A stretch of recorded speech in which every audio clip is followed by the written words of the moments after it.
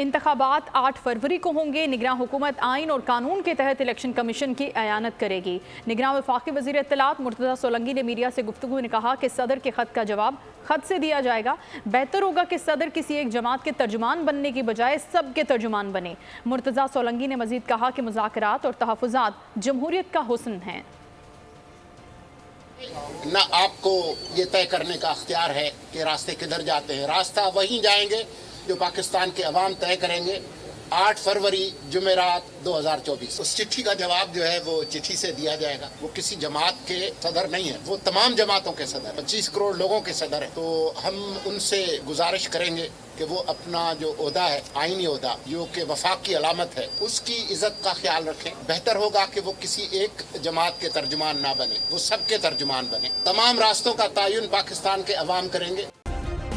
Subscribe करें और bell दबाएं ताकि कोई खबर रह न जाए।